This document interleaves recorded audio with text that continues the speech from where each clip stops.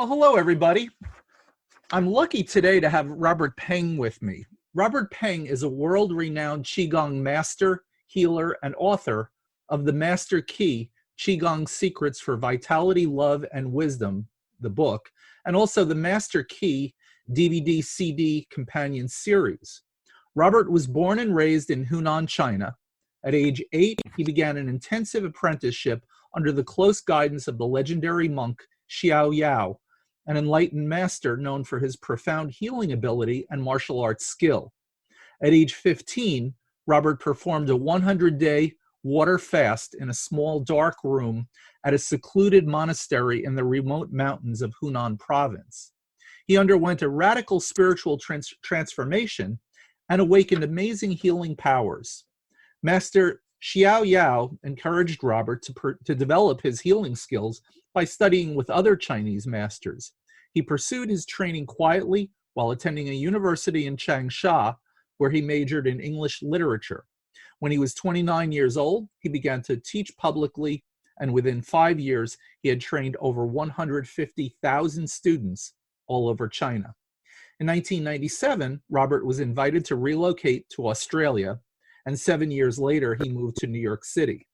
With his deep understanding and practice of this ancient Chinese healing art of Qigong, and with extensive life and teaching experience in the Western world, Robert has developed a unique way to teach Qigong that people from different cultures can easily understand and follow, but meanwhile still enjoy the real essence of this ancient Chinese art of wisdom, love, and vitality.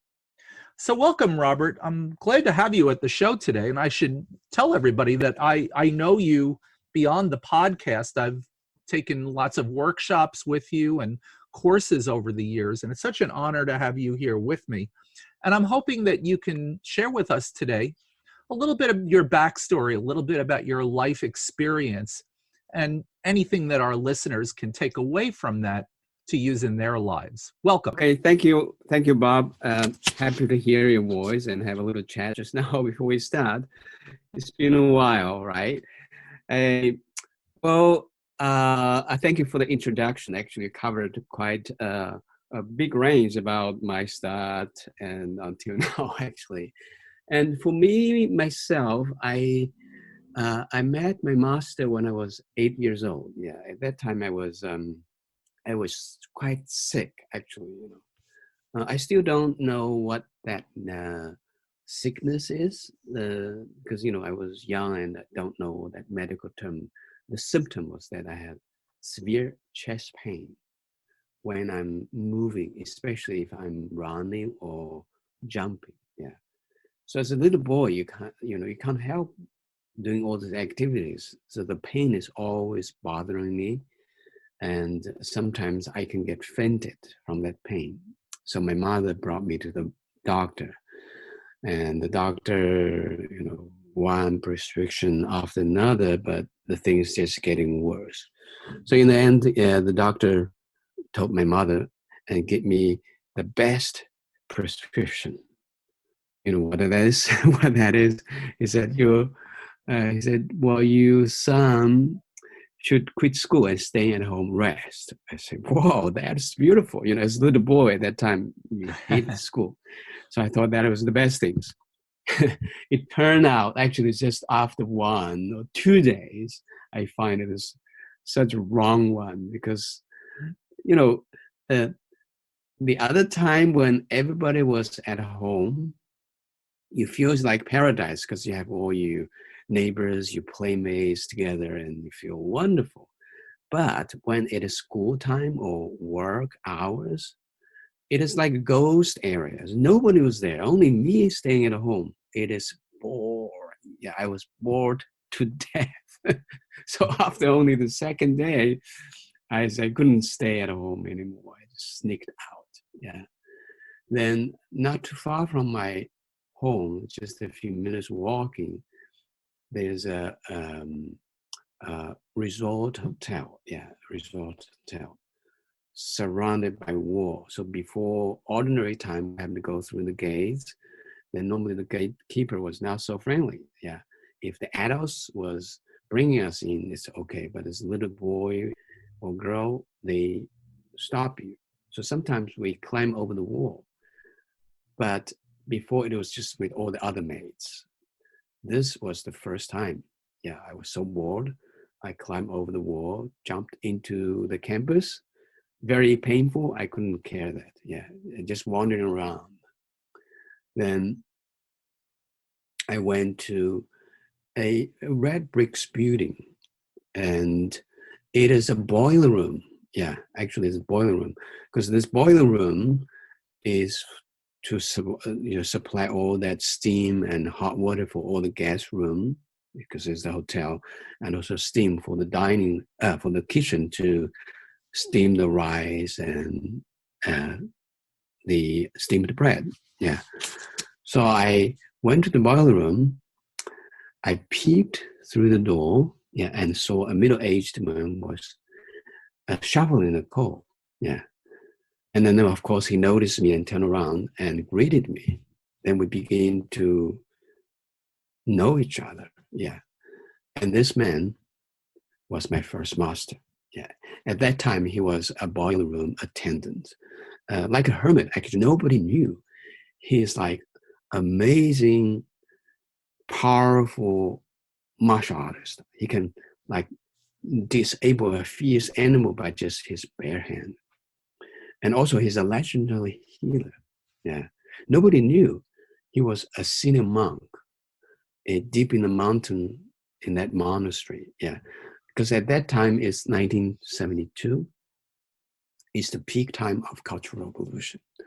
And all religions were banned. So his monastery and temples was taken over by the villagers and mountaineers, and all the monks were driven out. You either go back to your relatives or your home to stay with them.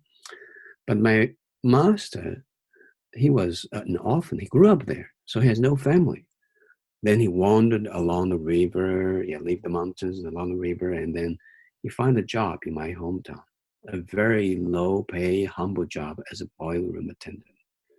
Yeah, he just made his home in a boiler room because he couldn't afford to have another place to live. And then, of course, we made friends. I have no school to go, so I began to visit him every day. He's a wonderful storyteller. Yeah, he told stories about Monkey King, and then one day from nowhere, I think it's about a few weeks later. No, it's about 1 week later. I couldn't remember exactly. But from nowhere, he said, "Do you like wushu?" Wushu means martial art. I said, "Yes, of course." "Do you like to learn it?" "Yes, of course." "Yeah. I'm going to teach that. You can teach me?" Because I didn't know he was the artist at that time. Yeah, martial artist. He said, "Well, follow me, and you have to be disciplined. Get up every day in the morning and 5 o'clock, practice all different forms of martial art." Yeah. Then, so from martial art, after several years, yeah, then he began to give me a choice. I said, all these years you've trained all this kind of energy. You can use it in either ways. Yeah, if you want to keep going with the martial art, you have a very good punch. You can stand huge hit from others. I can keep you teaching more, and you can be go to the competitions like Jet Li. Yeah, Jet Li is won the championship when he was 14, and then he began to go to the movie and filmed Shaolin Temple, right? And the Shaolin monks. Then the other way is that you can use the energy I teach you to use as a healer, yeah, as a healing energy. So you can choose. Of course, I chose the healing because I noticed that how beautiful, how grateful people was when he's treating the other people. Because all these years, he's treating the other neighbors, and he treated me, yeah, at first. Because when we first met, when he's chatting whether why I didn't go to school, he scanned at me. He looked at me for a few minutes, no talking. At that time, I didn't know, of course. Then when I'm more experienced with the healing techniques, he's using his gazing power, like scanning. to heal me. Yeah. So in order to purify my energy and make my energy awaken, we call it potential energy. He put me on a water fast for 100 days. At that time, he returned to the monastery already. That was like 10 years after, in 1979, around that time, yeah. And I visited him every year afterwards, after he left. And the 3 months, like 100 days water fast, is like a few lives experience. Yeah, it's pitch dark at the bottom, in the chamber of at the base of the temple. The only light I could see was the incense holding in my master's hand and talking with me in the darkness. Yeah, every day when he visited me. The amazing thing is that for 100 days, yeah, I have the first 20 days, 3 jujube a day. Then afterwards, just pure water. But I'm not losing too much weight. Actually, about 2/3 of the time, my breathing is getting so slow that it's like a dead body. Like normally we have 5 or 6 breaths a minute, but how about 2 breaths an hour? So you don't feel the pulse, you don't feel you're doing the breathing. We call it small death, big life. Yeah, this is like small death, but also during those 8 days, my master was sitting beside me all the time, boosting energy, make sure I'm not going to big death, meaning you really go, right? Because it's the crisis of the time that your body in all dimensions are transformed. Yeah. And the difficulty before I have small death, when you just started this meditation, this dark chamber retreat, the darkness is no problem. The hardest thing is physical, is the itchiness, because everything you experience in normal life, you experience it in extreme. Like we have pain, we have itchiness, we have coldness, we have soreness, all those things, it goes like 100 more times more intense at that time. But when you wake up, when you open your eyes, you move a little bit, it's gone. But then it will come again until you really like surrender. Okay, I'm going to die with this. I die with this. Yeah, I don't care. I go to the hell and I go through the hell. When you surrender, when you really have no attachment, then the nirvana comes out. Yeah, then you begin to feel the ecstasy and blissfulness in every tiny pore of my skin. At that time, you don't want to go. You feel you are so beautiful. Yeah, you want to stay there. Yeah, of course, then it's coming down. Then one experience after another. Yeah, and of course, emotionally, the anger, the fear, the joy, the frustration, they all like goes cleared. Then afterwards, it's just like a pure, crystal clear, like a spot of light. Yeah, and that light make myself feeling like my body. When I finish my the water fast, I feel my body is like as light as feather, but meanwhile as strong as a tiger. I can run endlessly. Yeah, in the mountain, up hills, down hills. You just don't want to stop. And then develop a kind of they call it zapping power. So the power I put on the people, then they can feel like electricity. Then if I put it on some energy point, they feel, and then I can guide it through that energy point to their organs, to the meridians. And then my master says, okay, you're still young. It's like a holy baby you bear. Keep maturing it until you are getting older. That's why I started to teach it openly until 28 years old. Yeah.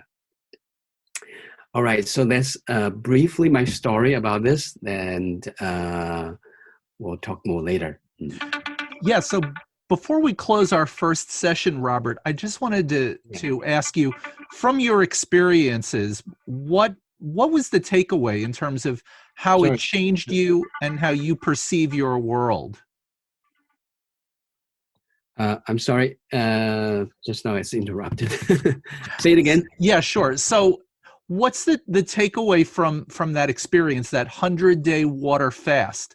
You obviously came away transformed on the inside, but how would you describe what you learned to somebody who wants to take some value away from that? Well, my experience with that is that uh, the the surrounding, yeah. When when anything happens, like when I'm doing the meditation, uh, we call it how to say, the ghosty mind. Yeah, the mind that is playing the trick on us. So when we're facing a lot of difficulties, we try to fight against it, and then it is like you're just entangled with this. And what I find in my meditation is that with all that kind of experience I mentioned, they are so severe. The more I'm struggling with that, the more severe it is, until you begin to surrender and being detached. Yeah.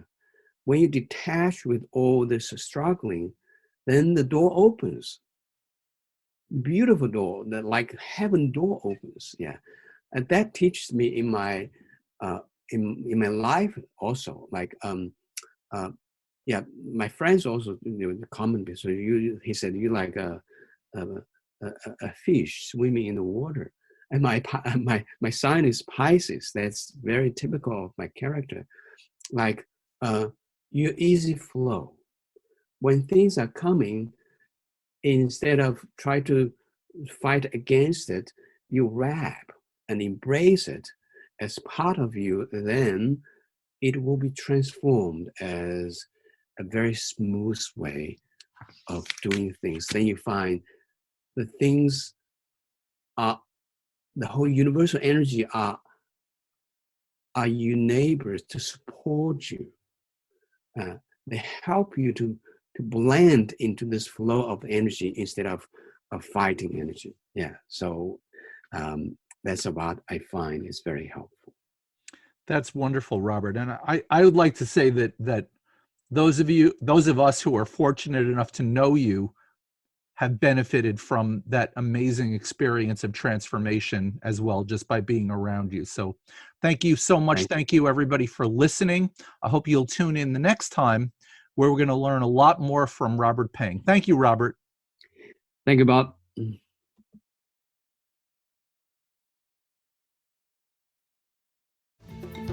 This has been Cultures of Health and Healing with Robert Vetter. Thanks for listening. Please remember to subscribe and rate this show and share it with others. Until next time, remember, your health and healing matter, and you can find your own unique path to optimum wellness.